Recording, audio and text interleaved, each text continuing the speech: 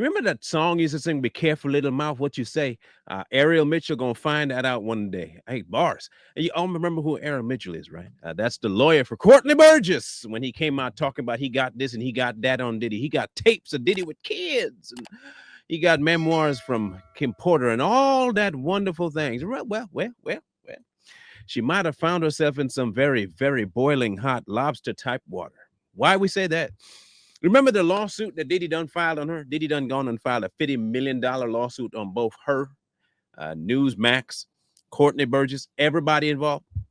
Well, she's been trying to wiggle her way out of it by a certain lawyeristic type of. I don't know if that's. I'm going to take Corey's way here. I'm going to create a new word. Everybody, get ready. Write it down. Lawyeristic. She's trying some lawyeristic tactics on this one, and I don't think it's going to work out too good for her. Now, if y'all remember, both her and Courtney was all over the airwaves talking, and we were saying at the time, why is she not telling Courtney to shh? Why? Because he would be going on everybody's platform talking about he got this, he got that, he got the other, and he not proof. Writing a book. I have the book. This was exactly from Kim. You remember all that? Well, the problem is that when you say stuff like that, you might want to actually have the information and the proof.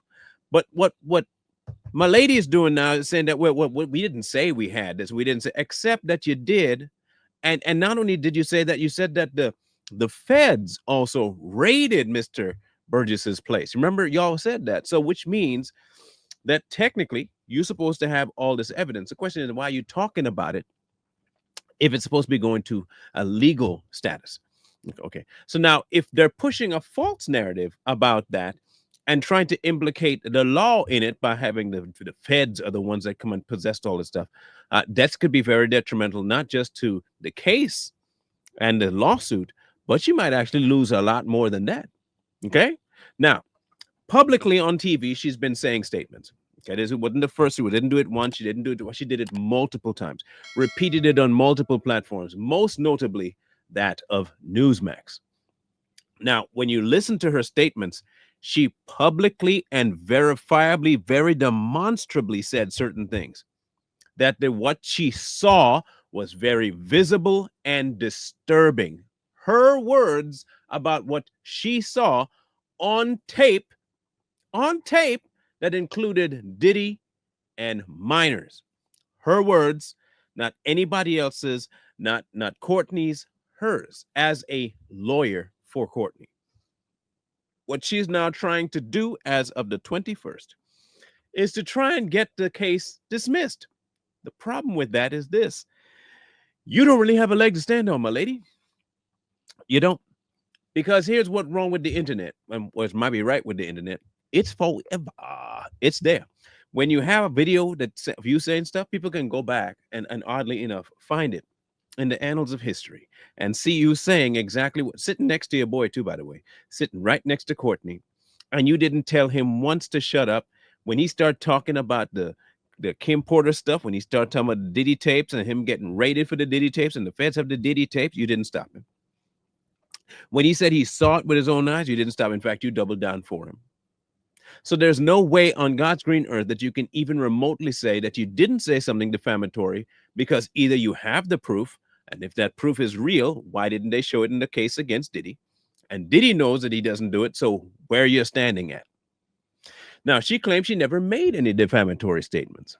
I'm pretty sure that calling somebody a minor attracted person, a P3O, is kind of defamatory, especially when you don't have that proof. That kind of statement from somebody of your caliber towards somebody of that kind of influence can indeed damage their reputation. And I understand that people might say Diddy don't have a reputation to protect. In your world, in his world, he does. Because he may be a lot of things.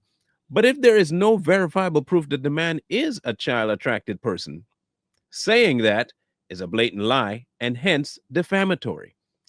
You don't have to agree that it's a defamatory.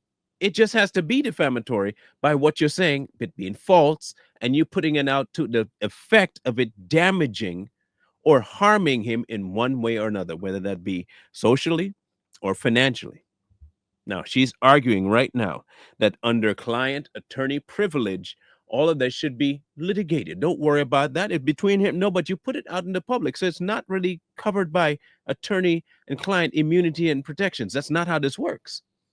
You went onto platforms to divulge this about somebody who isn't your client, with your client, on behalf of your client, while not stopping your client. You see the problem here, Ariel?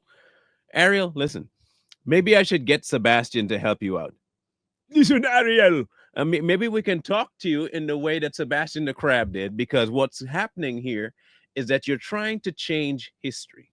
You cannot change history. None of this will be to your benefit.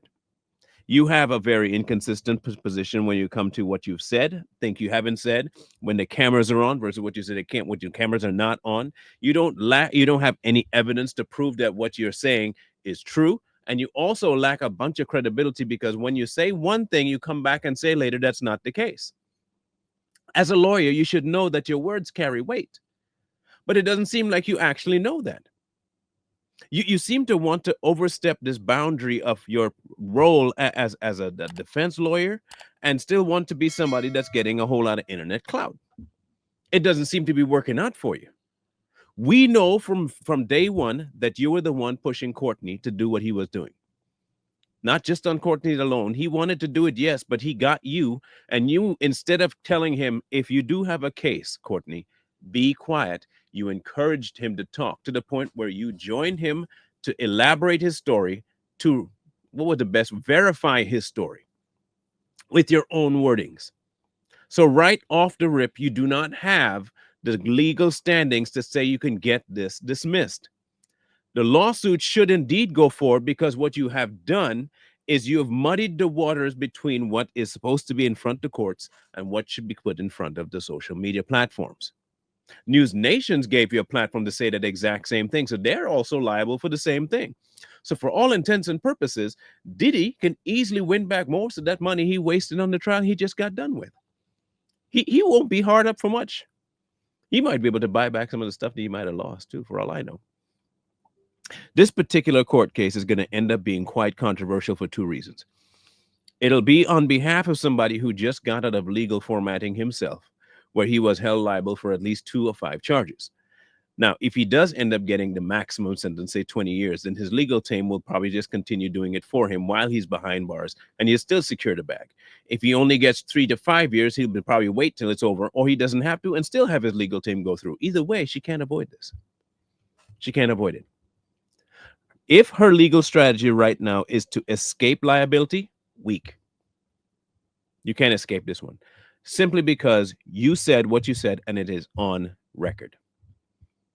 You vouched for the things that you said were authentic. Video, paperwork, pictures, you vouched for it, to the point where you said that the government also intervened and collected the stuff from Courtney. News Nation is liable because they helped push the false claim on national television. A lot of this stuff is going to end up coming out in discovery. We get it. But at the same time, it doesn't really need a whole lot of discovery, considering the fact that it's been on TV to the tunes of millions of views. It wasn't like it just came out and only 50,000 people saw it, or maybe at most 100. We're not talking about that. When this first popped, Courtney was everywhere. Everywhere.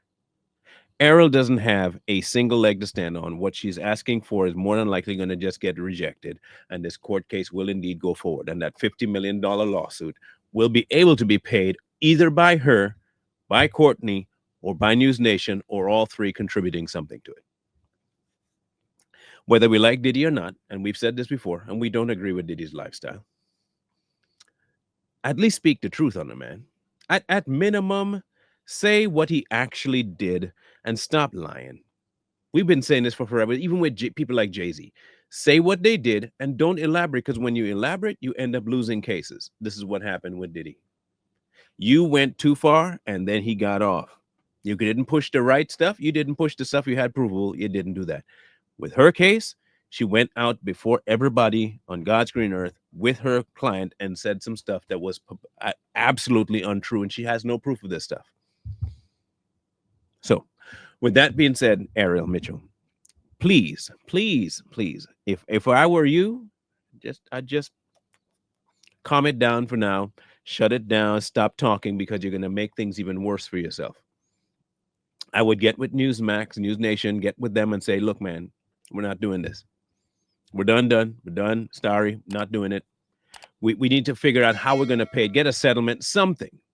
But we are not going to continue moving this forward. We're just not. Why? Because the more I talk, apparently, the worse it's going to get for us. And I don't want to make this worse. 50 million could easily move to $100 million. You double down on this. Listen to me. You double down on this. You are going to end up owing a lot more. I would pause, think about what you're doing, get with News Nation, figure this out, make sure you guys get your stories straight, get your records because everybody else has it, and settle. This is just advice, If it goes to court, though. Wowee. In any case, as soon as this goes any further, we'll let you know. Right now, again, the $50 million lawsuit that's coming, a defamation lawsuit, is going against both Courtney Burgess, Ariel Mitchell, attorney, and News Nation. What is it for? Spreading knowingly false and damaging claims about Mr. Combs' participation in things of a sexual nature with minors. And they said it was caught on tape. So, big issues in Chinatown. We'll let you know as soon as we know more. Keep your eyes tuned.